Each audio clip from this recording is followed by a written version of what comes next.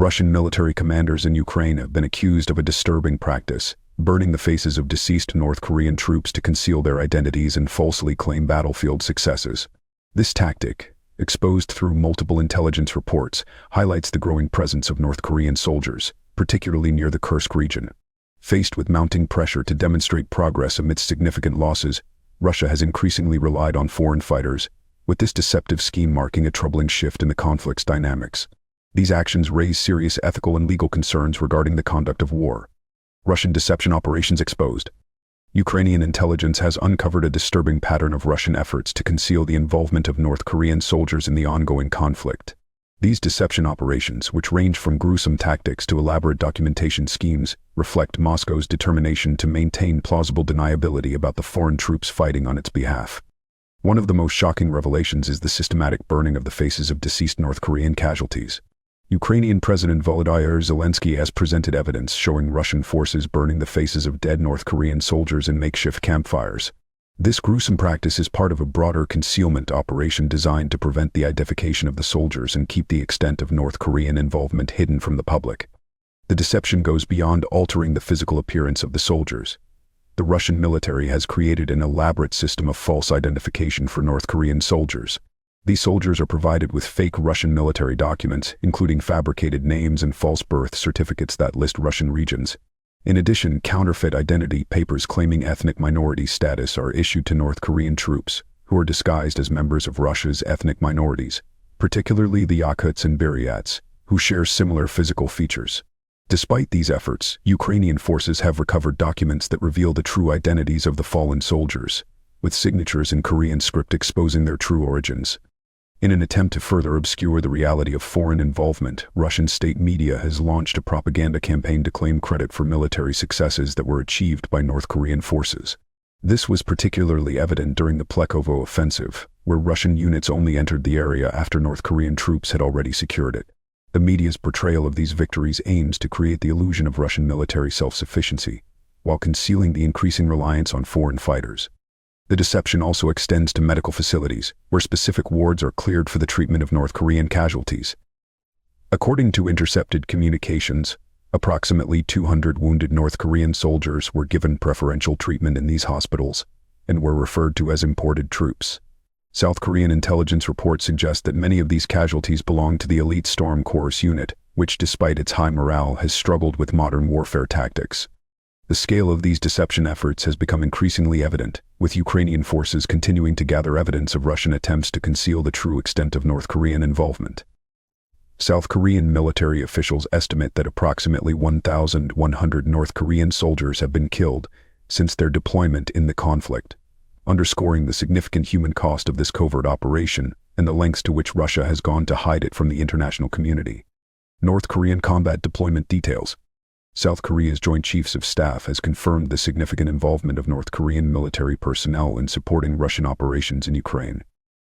According to intelligence reports, between 10,000 and 12,000 North Korean troops have been deployed to Russia, with a large portion stationed in the strategically critical Kursk region.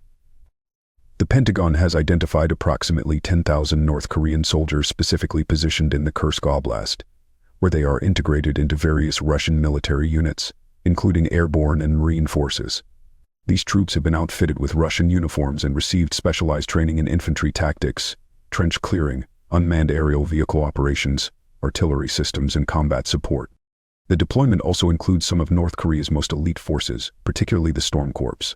When known for their expertise in infiltration and infrastructure sabotage, these soldiers are selected for their physical strength and endurance, making them highly suited for the harsh conditions of modern warfare. However, the integration of North Korean forces into Russian operations has not been without challenges. The North Korean military operates under a rigid command structure that prioritizes political control over operational efficiency. Decisions require multiple levels of approval, mandatory oversight by political commissars, and supervision by military police, which has complicated coordination with Russian forces. Language barriers and differences in military doctrine further hinder effective collaboration.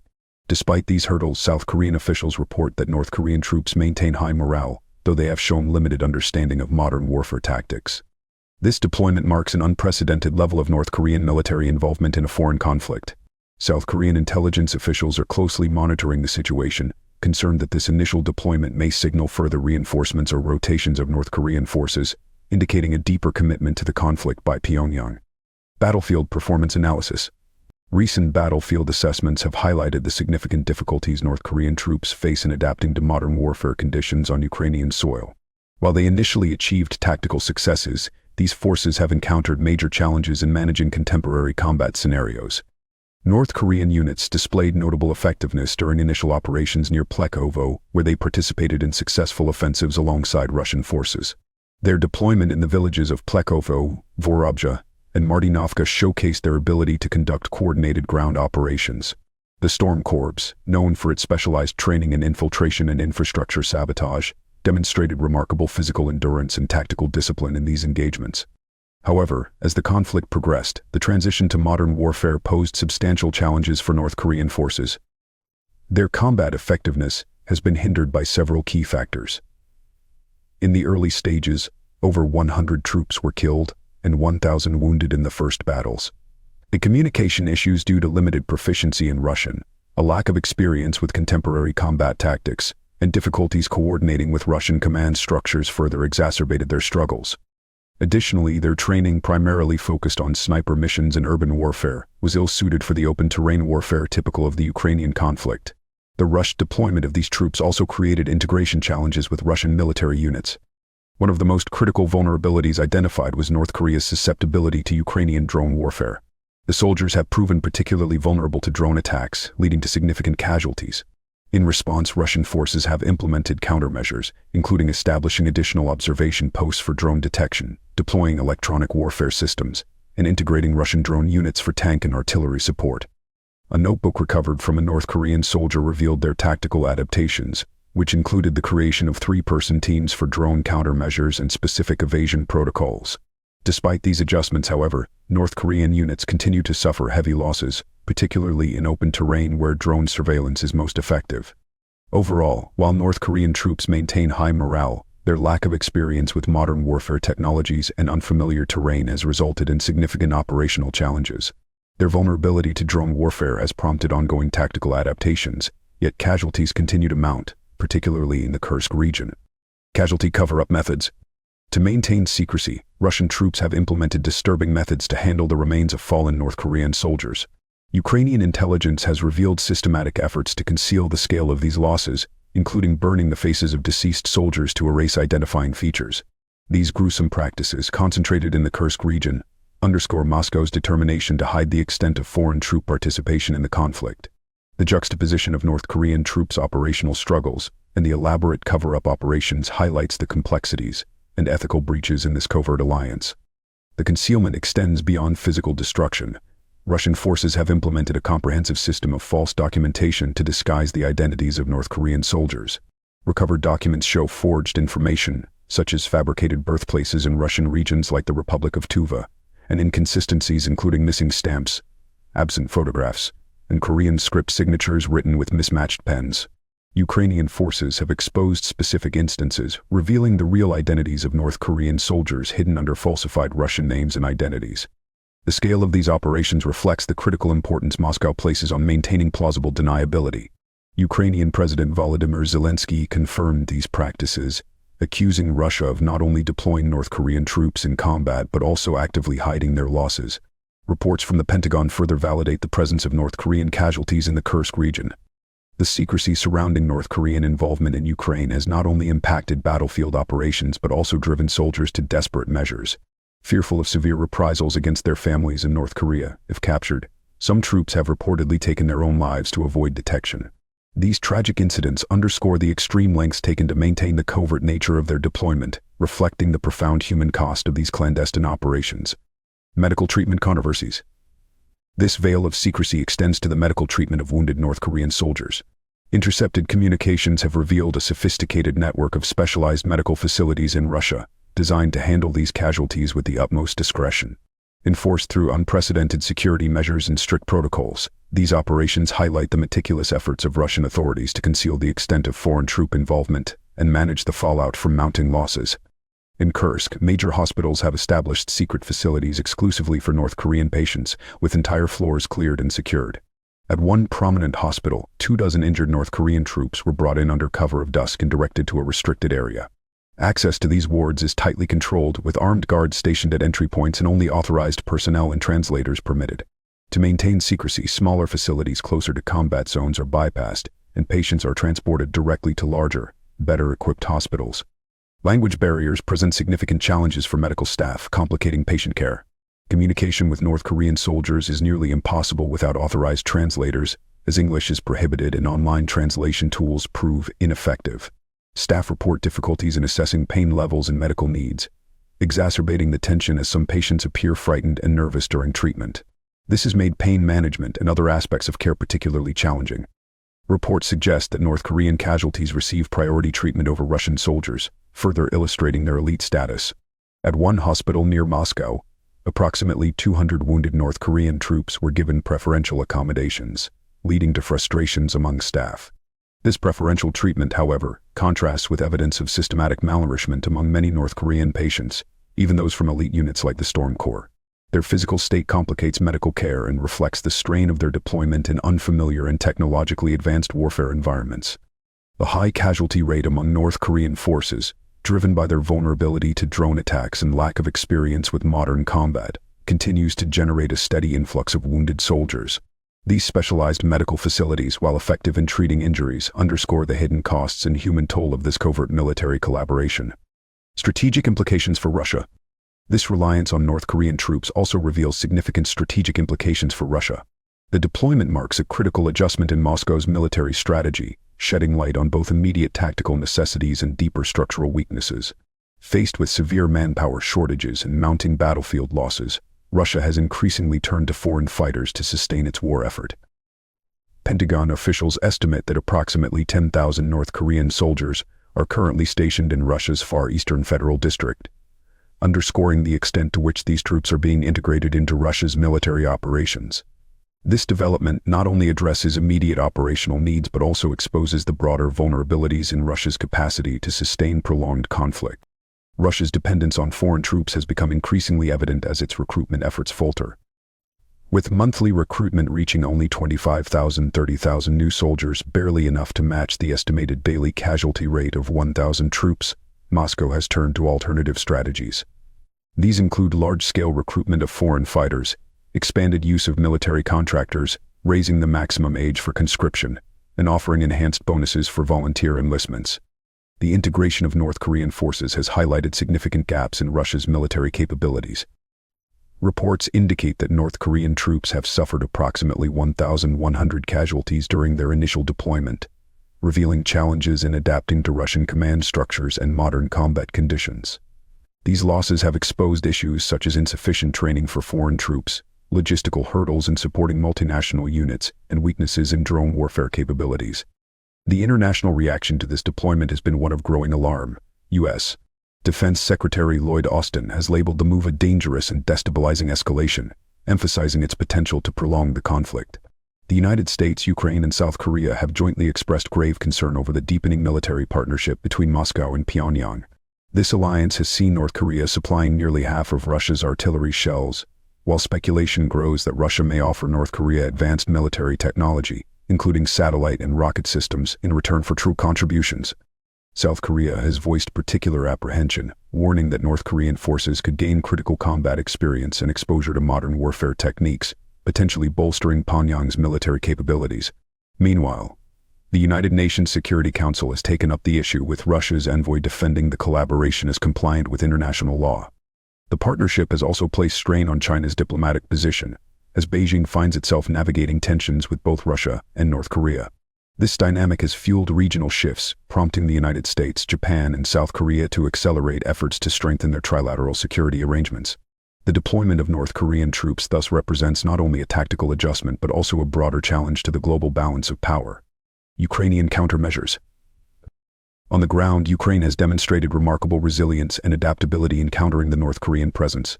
Advanced drone warfare and sophisticated intelligence operations have been pivotal in neutralizing the threat posed by these foreign fighters, who remain unaccustomed to the demands of modern combat technology. Through precise and innovative tactics, Ukrainian forces have inflicted significant losses on North Korean units, highlighting not only their military ingenuity but also their ability to exploit vulnerabilities in this unconventional alliance.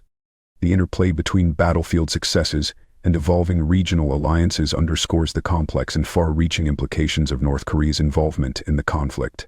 While the tactical deployment seeks to address immediate military objectives, its broader consequences continue to shape the geopolitical environment, challenging existing power structures and fostering new alignments. Ukrainian special forces have achieved remarkable success through innovative drone strategies, including the use of FEIF first-person view drones decorated with Christmas ornaments for precision strikes. These operations have led to substantial casualties among North Korean forces, with over 50 soldiers killed in drone attacks in the Kursk region, and approximately 1,100 troops wounded or killed during initial combat operations. Key engagements in the villages of Plekovo, Vorobja, and Martinovka further underscore the effectiveness of these tactics. The success of Ukraine's drone warfare is bolstered by the stark contrast between North Korean troops' dark camouflage in the snow-covered terrain, which makes them easily identifiable through drone cameras. Complementing their drone operations, Ukrainian military intelligence has established extensive surveillance networks to monitor North Korean troop movements. The Defense Intelligence of Ukraine (DIU) has documented efforts by North Korean forces to adapt to these threats, including the establishment of additional observation posts. Enhanced intelligence sharing efforts with international partners, particularly South Korea, have significantly strengthened Ukraine's ability to monitor and respond to enemy actions. This collaboration has facilitated improved tactical planning, a better understanding of vulnerabilities, and coordinated psychological warfare operations aimed at undermining enemy morale. Ukrainian forces have also implemented strategic adaptations to maximize the effectiveness of their countermeasures. By integrating drone warfare with traditional artillery support, they have created a potent combined arms approach. Key developments include the deployment of drones equipped with thermal sensors for improved target acquisition, the use of FEIF drones for precision strikes, and the integration of cluster munitions with drone operations. These tactics have capitalized on North Korean troops' lack of counter-drone equipment, amplifying their impact. Despite Russian attempts to reclaim territory, Ukrainian forces have maintained control over significant areas in the Kursk region. Additionally, they have demonstrated their ability to strike deep within Russian territory, including successful attacks on military infrastructure such as a propellant production facility in the Rostov region. The cumulative effect of these countermeasures is evident in the high casualty rate among North Korean troops. South Korean intelligence reports that approximately 1 in 10 North Korean soldiers deployed to Ukraine have been killed or wounded within weeks of their deployment. As North Korean forces attempt to enhance their drone reconnaissance capabilities and establish new observation posts, Ukrainian forces continue to refine their tactics, ensuring they remain a step ahead in the evolving battlefield dynamics. International law violations. This military escalation and the strategic involvement of North Korean troops, however, have not gone unnoticed on the global stage. The deployment has sparked widespread condemnation from legal experts and international organizations, as it constitutes a significant breach of international law. Not only does this involvement violate multiple United Nations Security Council resolutions, but it also flouts key humanitarian conventions, extending far beyond mere military cooperation and pointing to systematic violations of legal norms that govern armed conflict. These developments underscore the complexity of the situation, highlighting both the immediate tactical impact on the ground and the broader legal and diplomatic ramifications that will continue to unfold.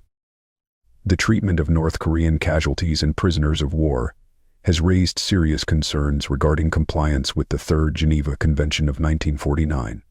Notably, Russian forces' practice of burning the faces of deceased North Korean soldiers constitutes a direct violation of Article 17, which mandates respectful treatment of the dead.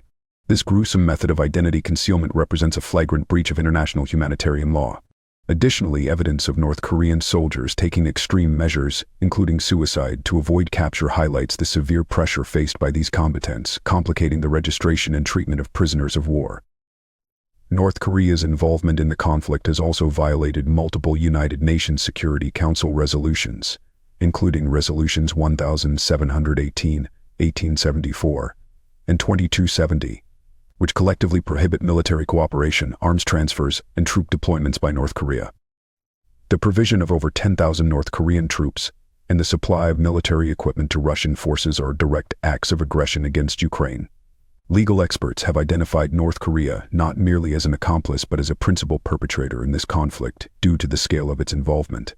The international community has responded decisively, condemning these actions as violations of both UN Security Council resolutions and broader international law. The breaches include the violation of the UN arms embargo, international sanctions, and restrictions on military cooperation. Potential legal consequences for North Korea and Russia include enhanced sanctions, increased diplomatic isolation, and strengthened enforcement measures. The United Nations Security Council has specifically noted that North Korea's military support for Russia flagrantly violates international agreements, prompting foreign ministers from multiple nations to issue a unified condemnation. Russia's acceptance of North Korean military support also raises significant legal questions.